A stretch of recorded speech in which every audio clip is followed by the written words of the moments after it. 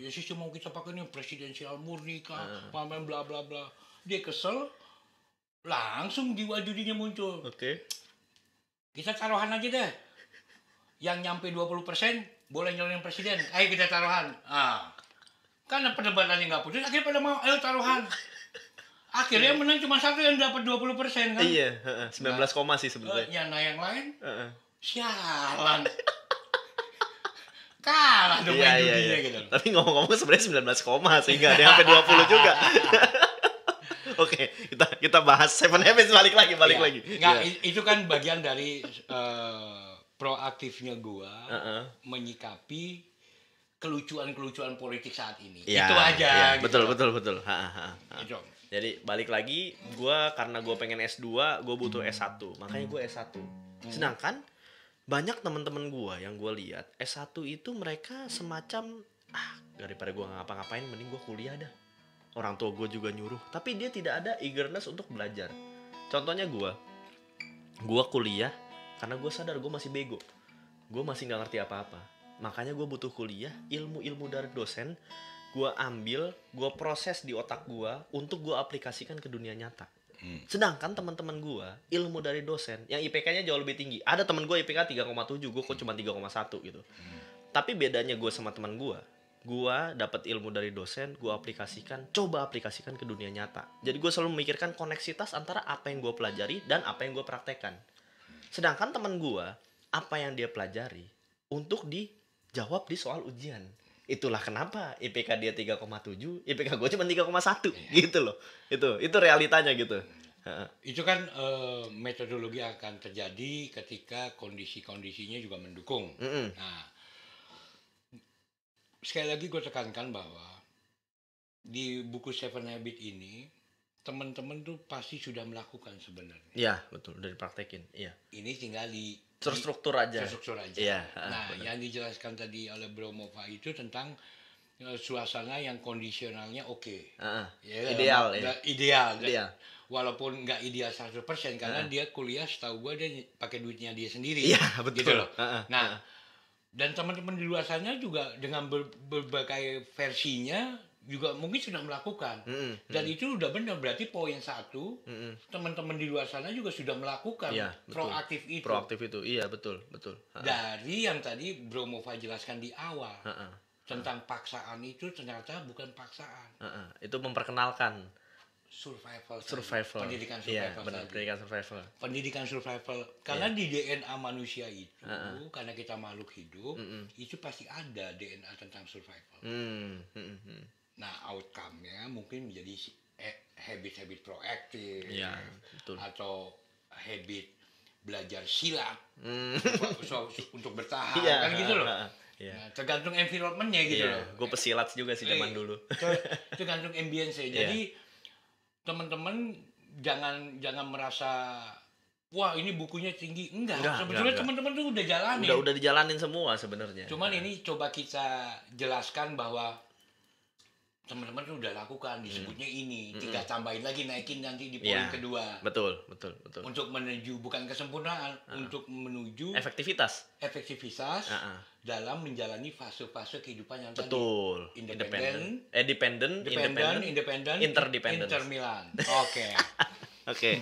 Nah, jadi itu pentingnya kita tahu tujuan biar kita menentukan apa yang kita lakukan itu sesuai dengan tujuan kita. Contohnya gua dari rumah ke kampus naik kereta biasanya, karena jauh lebih murah daripada bensin, motor dan mobil, gitu. Nah, tujuan gua adalah mencapai kampus.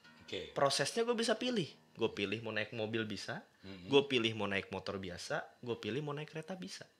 Yang pilihan yang paling buruk pun jalan kaki pun bisa. Bisa, jalan kaki pun bisa sebenarnya. Tergantung tujuan kita kemana. Tujuannya ke kampus. Kalau gue nggak punya tujuan, gue mau jalan kaki kemana aja ya bisa aja sebenarnya. Tapi tidak jelas tujuannya. Masuk ke habit ketiga. First thing first.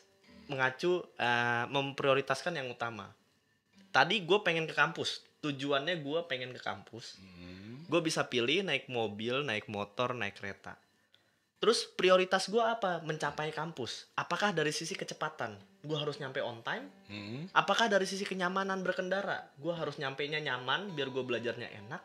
Atau dari sisi biaya, gue cari transportasi yang paling murah. Dan yang paling sering gue lakukan adalah yang dari sisi biaya. Karena mendingan duitnya gue buat SPP kampus daripada buat bensin motor atau bensin mobil. Jadi prioritas gue mencapai kampus adalah biaya. Makanya gue pilih naik kereta yang cuma 3.000 perak. Apa tadi istilahnya? Memprioritaskan yang utama, dahulukan yang utama. Okay. First thing first. First thing first. First thing first bahasa Inggrisnya. Kalau di buku bapaknya kan kita dinaikin 1 oktav loh bro.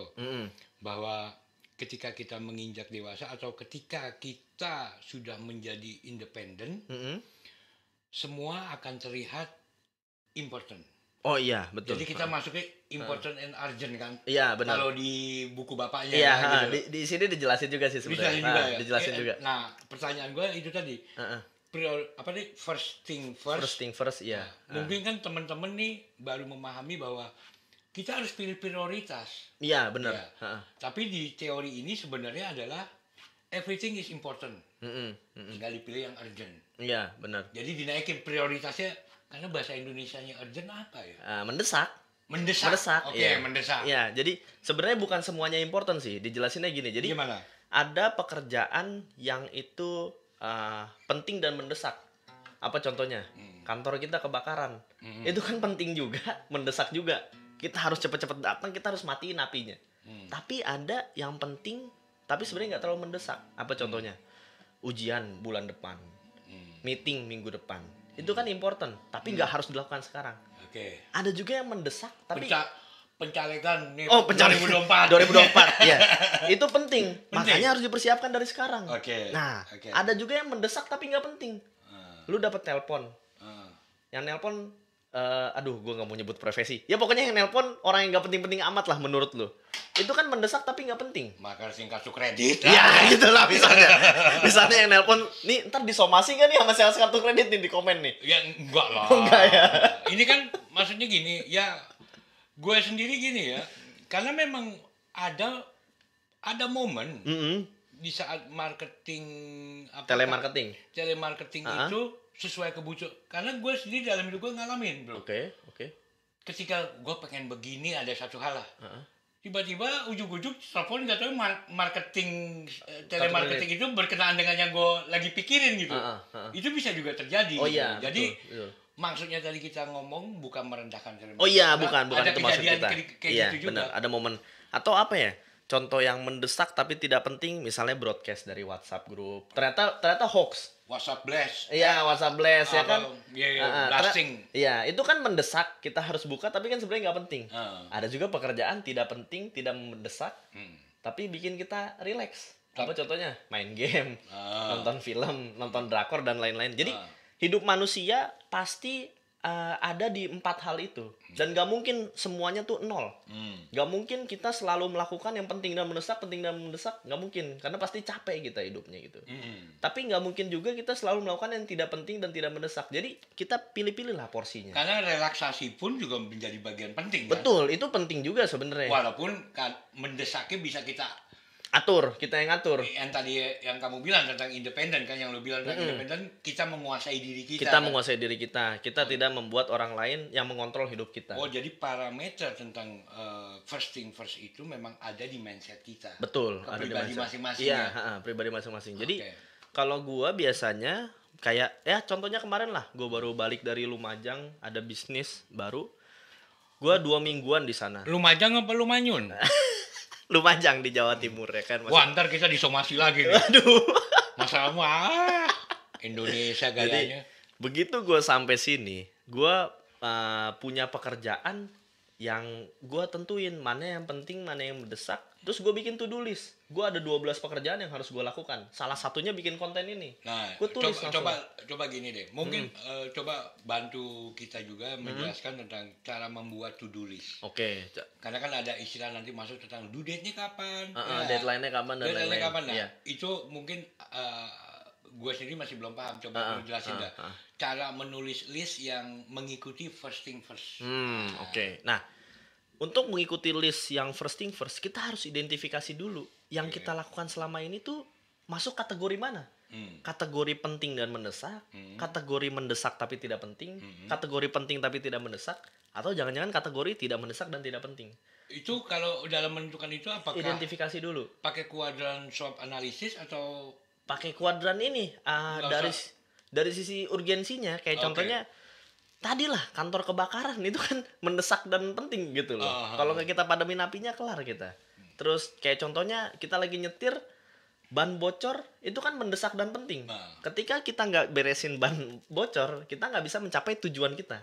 Itu contohnya. Tapi ada juga yang penting tapi tidak mendesak. Apa contohnya? Yang tadi pencelekan. Tapi harus kita persiapkan gitu. Nih gue ada quote bagus, gue baru nemu tadi pagi nih. Gue untuk persiapan bisnis memang bisa dibilang lama. Ada yang 4 tahun belum mulai-mulai. Ada yang 2 tahun belum mulai-mulai. Ada yang gue pengen persiapan 8 bulan baru mulai. Tapi mendingan gue persiapannya lama, tapi bisnisnya sustain. Mendingan gue persiapan bisnisnya 8 bulan, tapi jangan-jangan bisnis ini bakal on sampai 8 tahun ke depan. Daripada gue persiapin bisnis ini cuma selama 8 hari, tapi 8 bulan kemudian tutup. Nah, itu kan mempersiapkan bisnis, itu hal yang penting tapi tidak urgent. Ya itu kan gini bro, itu kan pada sisi yang memang mungkin bisnisnya padat modal dan perlu jaringan besar. Kita coba turunin dikit mau. Iya, jadi apa jualan tahu? Penjualan tahu atau dia ngamen itu kan juga bisnis. Iya benar. Iya kan? Kita coba turunin dikit gitu loh mau.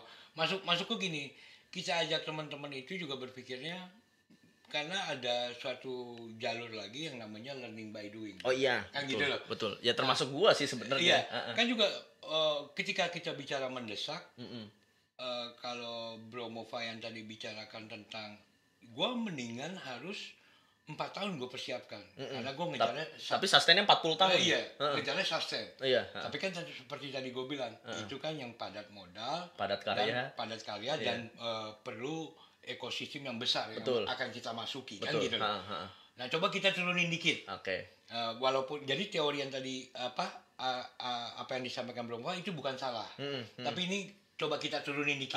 Grade-nya ya. Grade-nya kita turunin dikit. Okay. Jadi yang kita pengen itu jangan kita tuh berketakutan tentang sustainable. Kita harus nyiapin 4 tahun. Karena teman-teman di luar sana itu karena mendesak, dia mikir buat makan besok. Oh iya. Gitu loh bro. Gue paham. Kan? Makanya kita coba turunin. Jadi pengamen pun itu kan bisnis sebenarnya. Iya. Benar. Gitu kan masuk lagi. Coba gimana? Nah coba. Kalau kayak gini, kita kan ngomongin kebutuhan mendesak. Ya makan itu mendesak, bro. Makan itu mendesak dan penting gitu kan. Iya, lu nggak makan lu mati gitu kan. Iya. Nah, kalau lu mendesak dan penting, menurut gua sih jualan aja. Jangan bisnis. Bisnis itu lu butuh. Bedanya jualan sama bisnis itu apa? Jualan, lu beli barang murah, lu jual mahal. Kayak contohnya tadi gue jualan keripik, gue beli barang dari Bandung, gue jual lagi di Depok, tapi gue kecil-kecilin. Bisnis beda lagi. Bisnis itu lu kumpulin resources yang ada, yang masih scatter. Connecting the dots. Begitu lu pikirin koneksinya, lu pikirin ini untungnya berapa, ini untungnya kapan. Lu butuh investor atau enggak, apa lu butuh pinjaman dan lain-lain, marketnya harus lu pikirin dan lain-lain. Sedangkan kalau lu jualan, beli murah jual mahal, udah itu aja. Lu punya selisihnya bisa buat lu makan, bisa buat anak lu, bisa buat istri lu. Nah itu. Berarti kalau bisnis itu ada ekosistem besarnya ya? Ada ekosistem besar yang dibangun. Atau kalau di ilmu, karena gue kebetulan manajemen bisnis, bisnis itu create value, menambah nilai, menggerakkan ekonomi, dan ada produktivitas di situ. Contohnya 5 faktor produksi itu apa? Land, labor, capital, entrepreneur, resources. Tanahnya harus ada, tenaga kerjanya harus ada, land, labor, capital, modalnya harus ada, entrepreneurnya harus ada, dan resourcesnya harus ada. Kalau masuknya sustainable, apa tadi lu bilang? Sustainable bisnisnya itu harus berjalan. Itu dari yang tadi 5 faktor produksi. Masuknya di mana? 5 faktor produksi, entrepreneurnya yang mikirin. Ini bisnis ini sustainnya kapan? Sebenarnya gini. Berarti sorry, gue potong. Gue soalnya perlu penjelasan. Berarti ada nilai investmentnya juga, murni investment. Capital. Itu investment harus masuk. Iya, itu. Jadi kalau gitu, ada anak pejabat, masuk ke ekosistem bisnis sepak bola, terus enggak dibangun pusat pelatihan, itu bukan pebisnis ya. Itu memanfaatkan kuasa bapaknya kali. Itu bukan pebisnis ya. Itu ya apa tuh yang paling awal? Dependent. Masih dependent. Bergantung. Karena ketika kekuasaan bapaknya hilang dia bisa apa? Iya. Nah, itu loh. Ya jadi maksud gue kasih keterangan ini yang lagi viral aja biar teman-teman yang fans klub bolanya itu juga memahami gitu loh. Yang punya klub itu penjahat atau karena iya, benar. iklim begitu sudah terjadi di masyarakat Inggris, di Liga Inggris. Betapa ketika pemilik MU yang sekarang nanti mau dijual nih lagi negosiasi dengan investor Arab karena pemiliknya Amerika, pemilik klubnya itu oleh fans MU itu dinyatakan bahwa lintah darat karena hanya mengambil keuntungan tanpa memikirkan ekosistem, tanpa memikirkan ekosistemnya tidak dibangun, iya. Pelatihan dengan konsep baru tidak ada segala macam gitu loh. Tidak memperbaiki keadaan ya. Dan itu kan terjadi di Indonesia. Realitas sih. Ya, itu juga saya Pak Erick Thohir lah beresin itu kan. Ya Pak, tolong diberesin ya Pak. Siapa tahu Bapak nonton kan ya. Oke, jadi gue paham deh bahwa apa bisnis bedanya bisnis dan dagang, iya. Dan teman-teman pasti paham dengan penjelasan bro. Betul. Oke, itu masuk yang tadi ya. First thing first. Dahulukan yang utama. Nah itu, emang mengidentifikasikan mana yang penting. Oke, Bro Mova. Nah, tadi kan 2-3 poin tuh. Iya. Itu masuknya di kategori yang mana tuh? Udah dari penggabungan poin-poin itu mindsetnya akan ketemunya seperti apa? Pendek apa sih tadi? Jadi gini, ketika 3 hal tersebut udah menjadi masuk ke dalam mindset dan dari mindset berubah jadi tindakan, dari tindakan berubah jadi kebiasaan, itu sudah masuk ke manusia independen. Jadi kalau kita mencoba yang 3 poin itu, 3 poin itu proses menuju independen. Masih proses menuju independen. Karena gini, kan independen itu kan bergantung kepada orang lain. Ketika kita proaktif, kita sudah mencoba untuk mendatangi kesempatan, kita tidak mau bergantung lagi. Kita yang megang kendali. Bahasa kerennya menciptakan pasar. Anjir. Terus ketika itu ada lagunya, Bro. Apa tuh? Bro masih dengerin? Nggak tahu. Band Indonesia. Efek Rumah Kaca. Ada lagunya menciptakan pasar. Lanjut. Oke, lanjut. Jadi itu jadi proaktif. Terus ketika kita sudah proaktif, kita sudah tahu kita yang pegang kendali terhadap hidup kita sendiri. Kita menentukan tujuan kita. Ketika kita sudah menentukan tujuan kita pilih apakah hal-hal yang kita lakukan selama ini itu sejalan dengan apa yang mau kita capai. Inline. Iya, betul. Kayak rumah gue di Depok Baru, gue pengen ke Menteng, kan gak mungkin gue naik keretanya ke Bogor. Itu gak nyambung. Walaupun bisa nyampe juga. Bisa nyampe juga sih sebenarnya. Muter ya kan. Nah kan nggak mungkin gitu. Jadi kadang kan manusia tidak sejalan. Kayak gue punya temen bro, dia pengen jadi orang kaya, tapi kerjaannya ngabisin duit. Kan nggak bakal kaya dong. Untuk menjadi orang kaya kan lu harus nyari duit, bukan ngabisin duit. Ngabisin duitnya di meja judi nggak? Enggak masalahnya. Itu loh. Jadi mendingan ngabisin duit yang bener. Tahu nggak ngabisin duit yang bener? Gimana tuh? Lu punya duit, lu beli barang, duitnya berarti lu habis kan, terus lu jual lagi itu barang. Nah itu yang benar. Tapi kalau dia ngabisinnya untuk hal-hal yang konsumtif, di mana negara Indonesia domestic consumption-nya itu 80%, jadi orang pada sukanya belanja, ya realitanya ya bakal seperti itu terus. Jadi masyarakat belanja. Nah terus ketika tujuannya sudah dapet, baru kita harus bisa menentukan apakah hal yang kita lakukan mencapai tujuan kita dengan cara punya kuadran di sini. Mungkin kita perlu ini nggak, bro, dalam sebelum masuk ke kuadran. Ketika kita menjalani itu semua, yang 3 poin itu, kita harus punya catatan progres nggak? Catatan progres sebagai catatan pribadi maksudnya. Sebagai catatan pribadi itu baik untuk kita punya, tapi jangan sampai kita berkutat pada stres takutnya. Maksudnya kayak contohnya gue stand up comedian, udah open mic 8 kali. Terus ketika gue nggak lucu, berarti progres gue itu kan nggak bisa dibilang udah lucu gitu. Gue belum lucu, gue pengen lucu.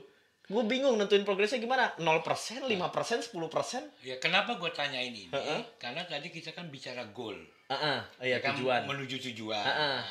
yang tadi belum mau Nah. jelaskan kan tentang lewat Bogor itu kan bagian, makanya gua tanyain apakah perlu kita punya catatan pribadi kita gitu. Gue takut ngomong perlu karena itu takutnya susah mendefinisikan diri. Lebih gampang mendefinisikan kita mau nyampe. Itu khusus orang-orang cerdas seperti gue lah ya. Iya, makanya gini kurang membumi lu. Iya, makanya agak susah gitu. Kayak contohnya gue deh, gue udah 8 kali open mic. Gue agak susah mendefinisikan diri gue ini udah apa. Udah masih level intermediate apa beginner. Karena kadang gue lucu banget, tapi kadang gue nggak lucu. Itu bingung. Gue jujur aja gue bingung mendefinisikan diri gue udah sampai level mana. Tapi kalau di level bisnis wajib kita udah masuk di fase bisnis yang mana? Apakah masih sebuah konsep? Apakah udah mulai start? Apakah udah eksekusi? Apakah udah mencapai akhir? Apakah sudah selesai? Bisnis wajib. Tapi mendefinisikan diri gue udah sampai fase mana? Wah, itu susahnya sih setengah mati sih. Itu pilihan kali lah ya. Itu pilihan lah. Itu option lah. Tapi kalau kalian bisa mendefinisikan bagus. Kayak misalnya kuliah. Kan kuliah itu kan 7 semester. Kalian udah semester keempat. Berarti kan udah 50% dong. Gitu loh.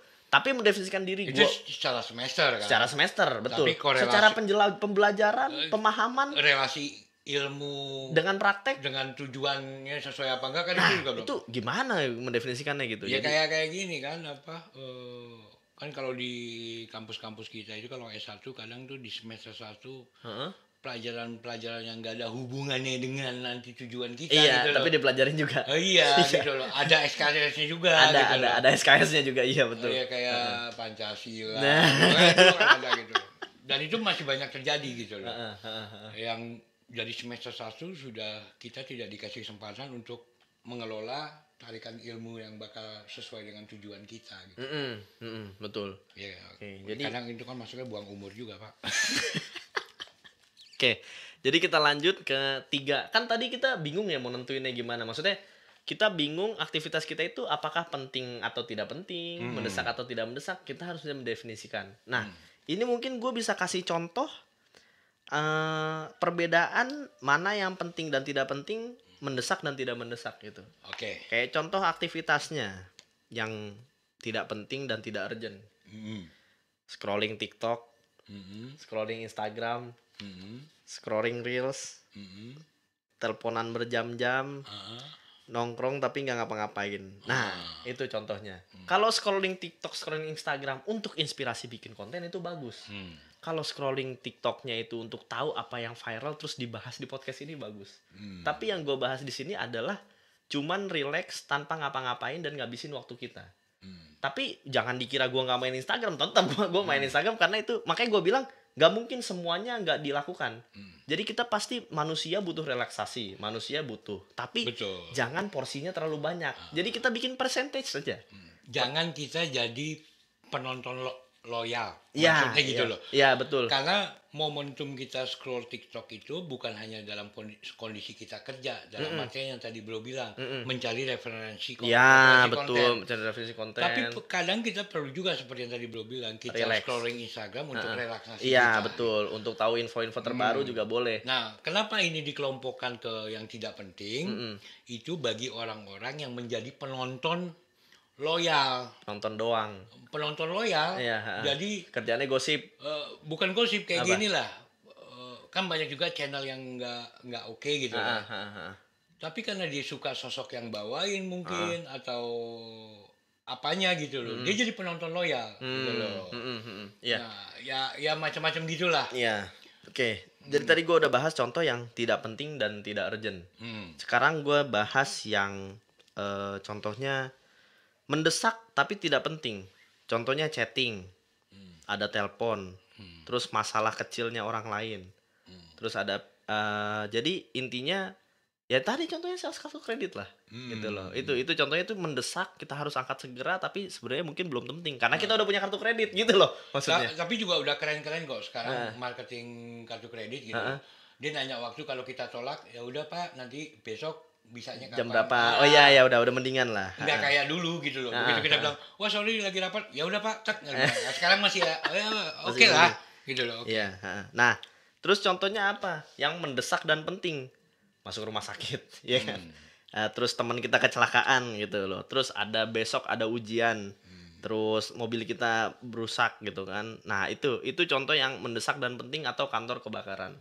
Nah, nah ini yang paling sebenarnya, jadi kan ada 4, yang penting dan mendesak, mendesak dan tidak penting, penting dan tidak mendesak dan tidak penting.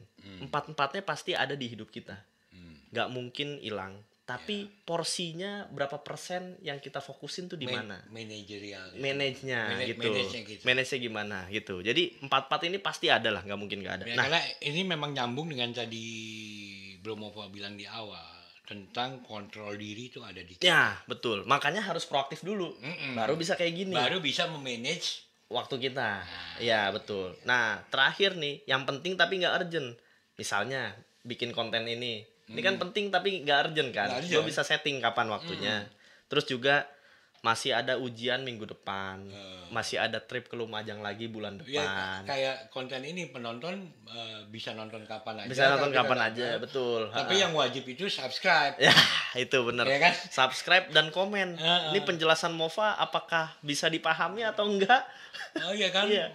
Atau lu mau celah-celah kita juga nggak apa-apa. Iya nggak apa-apa, silahkan. Ya terus misalnya olahraga tuh kan penting tapi tidak mendesak. Nah itu, jadi kita sebagai manusia yang mandiri karena sudah independen, kita harus menentukan mana pekerjaan-pekerjaan yang porsinya itu lebih banyak. Lebih baik porsi yang terbanyak itu yang penting tapi tidak mendesak. Makanya zaman sekarang Google Calendar udah gampang banget. Gampang banget. Google. Tapi memang gini bro, kalau pengalaman gue pribadi bahkan yang gue temuin yang sejawat sama gue lah, misalnya yang S1 gitu. Bikin agenda juga nggak bisa gitu. Nah, jangan-jangan belum baca nih buku. Gitu. Nah, gini, gua baca buku ini udah dari umur 13 tahun. Udah dari 2014 ya, berarti berapa tahun yang lalu itu. Emang yang paling susah tuh praktek habits ketiga justru. Apa yang dahulukan yang utama, first thing first. Itu emang yang paling susah. Karena kita kadang masih bingung, nih penting apa kagak sih? Ini mendesak apa kagak sih? Ya itu emang harus latihan. Makanya belajar dari awal. Betul. Gitu loh. Tapi memang kalau masuk ke yang tadi tentang first itu, kalau memang kita masih muda, kalau dalam beberapa literasi psikologi memang itu starting menghadapi dilema. Itu kan sebetulnya menghadapi dilema, Bos. Betul. Itu kan? Dilema sih. Dilema akan kita hadapi. Kan hidup penuh dengan pilihan. Kalau beberapa literasi psikolog memang usia otak kita akan bekerja itu di usia 25 ya. 25 baru bisa udah bener. Ada bukan bener sih. Keseimbangan dalam menghadapi dilema. Ini kan kalau saat kita menghadapi dilema kan bukan benar salah. Iya. Yang tadi kamu bilang tentang ini masalah prioritas. First kan gitu loh. Betul. Balancing ada di situ. Iya, betul. Jadi bukan masalah benar salah. Iya, benar. Nah, memang kalau yang masih muda udah baca buku ini dan coba mempraktekkan, ya sangat penting untuk mendengar cerita-cerita aplikatif dari Bro Mova gitu. Karena Bro Mova membaca dan mencoba mempraktekkan itu sejak usia dini ya. Sejak usia dini dan nggak gampang gitu. Jadi lu jangan lu kira lu tonton video ini terus besok lu langsung bisa, nggak bisa. Nggak mungkin gitu loh. Ini emang harus dicoba ya. Gua kan baca ini udah dari 2014, 15, 16, 17, 18, 19, 20 ya atau 19 lah. Gue butuh waktu 5 tahun. Betul. Sampai bener-bener bikin kalender tuh gue butuh waktu 5 tahun. Betul. Jadi kalau kalian dalam waktu 5 menit pengen bisa sih gimana ya? Ya, memang seperti yang tadi gue bilang mungkin ya, karena ini buku ini kalau menurut gue bukan hanya sekedar buku teoritikal tentang metodologi mencari jati diri, bukan ya, tapi bukan. Ada juga unsur psikologisnya gitu ya, loh. Karena ini fase hidup yang benar, dari tadi kita bahas fase hidup itu. Jadi tenang aja teman-teman, mungkin bakal stres, mungkin bakal mikir aduh ini apa yang gue prioritasin ya, ini apa yang harus gue lakukan dulu, apa yang gak gue lakukan gitu, karena jangan-jangan dua-duanya sama-sama penting. Kan kita kadang hidupnya gitu juga kan. Gue bisa sekali meeting 2 meeting dalam satu waktu tuh bisa gitu bro, karena saking mepetnya waktu tuh kadang bisa gitu. Nah karena begini juga, kayak gini lah, di SMP mereka dapat mata pelajaran yang namanya agama. Padahal dulu kita punya sebenarnya pelajaran budi pekerti. Budi pekerti kan psikologis. Kalau pendapat gue pasti akan dibully kalau gue bilang lebih penting mata pelajaran budi pekerti dibanding mata pelajaran agama. Karena adab sebelum ilmu kan. Ya, tapi mungkin gue dibully ya kalau gue berpendapat begitu. Kenapa? Karena gue ngeliat begini, bro. Anak SMP itu jadi menghadapi dilema itu karena di kelas 1 SMP aja mungkin dia sudah mengerti. Gue kan kalau belajar agama tinggal gue ngomong sama bokap nyokap gue atau gue pilih pengajian yang mana pengajian mana yang asik yang anak muda gitu kan. Nah tapi kan kalau pelajaran budi pekerti itu kan etika dan dia perlu penting karena etika anak SMP di kelas itu seperti apa, etika anak SMP di pergaulan seperti apa, itu kan penting gitu. Nah dilema kayak gitu tuh dihadapi sama orang-orang Indonesia yang lainnya gitu loh. Jadi mungkin dengan lo bisa memahami tentang apa tadi proaktif, tujuan, first thing first dahulu. Jadi bisa menyimpulkan bisa mengambil pilihan lah dari dilema-dilema yang ada. Mungkin gue kasih contoh gimana cara gue nyusun kalender minggu ini aja deh. Gue ngomong sebulan, gue ngomong setahun. Minggu ini malam gue bikin konten sama om gue. Besok gue ada pameran, terus setelahnya gue kosong. Nah, yang kosong itu kan gue bisa isi untuk hal-hal yang mungkin nggak penting dan nggak mendesak. Tapi yang pentingnya gue udah isi sekarang, gitu loh. Analogi dalam buku ini kita punya satu ember, terus embernya itu kita masukin pasir dulu, habis itu kita baru masukin batu kecil, baru kita masukin batu besar. Nah, itu nggak bakal muat. Nah, tapi kalau kita punya ember, awalnya kita masukin batu besar, terus kita masukin batu kecil, baru kita masukin pasir, gue jamin muat. Nah, sama juga kayak gitu. Jadi, tentuin mana yang paling penting dulu. Bikin konten malam ini, besok gue harus ke pameran, hari Rabu gue ada meeting jam 12 di SCBD, hari Jumat gue udah ada Jumatan di mana gitu. Nah, tapi kan hari Selasa sama hari Kamisnya gue kosong. Nah, kosongnya itu baru bisa gue pakai buat yang nggak penting, nggak mendesak. Gitu loh. Oke, jadi udah cukup lama juga. Cukup, ya. Jadi dari semua poin ini, pokoknya edisi sampai 3 bulan ke depan, kita akan habis-habisan mencoba menceritakan aplikatif yang sudah kita lakukan dalam teori-teori Seven Habits ini. Betul. Malam ini kita cukupkan dulu, karena 3 poin aja udah makan waktu berapa lama nih? Ya, lumayan sejam lah. Dan bantu saya untuk selalu mengingatkan Blomova, untuk menyiapkan waktunya bikin konten ini. Siap. Karena kalau nggak ada dia, gue juga nggak bisa ngomong apa-apa. Gue ini hanya orang bodoh saja. Waduh. Ada mau yang disampaikan? Ya, jadi closing statement. Untuk menjadi pribadi yang kalimat ujung jangan closing statement. Iya. Pokoknya ujungnya deh, kesimpulan. Enggak usah kesimpulan. Kalimat ujung aja. Udah, omongan terakhir dah. Omongan terakhir malam ini, untuk menjadi pribadi yang tadinya bergantung sama orang, menjadi independen, itu dibutuhkan 3 kebiasaan. Kebiasaan utama menjadi proaktif, kebiasaan kedua tahu apa ya tujuan kita, dan kebiasaan ketiga, dahulukan apa yang utama untuk mencapai tujuan tersebut. 3 ini kalian sudah menjadikan kebiasaan, insya Allah kalian akan menjadi pribadi yang dari tadinya dependent menjadi independen. Nah, di konten selanjutnya kita akan bahas gimana caranya dari yang tadinya independen, mandiri, menjadi interdependence atau ketersaling tergantungan. Orang yang mandiri ketemu sama orang yang mandiri juga, membuat suatu hubungan, membuat suatu koneksi, membuat sebuah bisnis. Itu jadinya ketersaling tergantungan. Tapi nggak kita bahas malam ini, kita akan bahas di konten selanjutnya. Oke. Di akhirnya ada sebuah kisah bahwa ketika ada anak di masa sekolahnya yang sangat suka dengan bolos.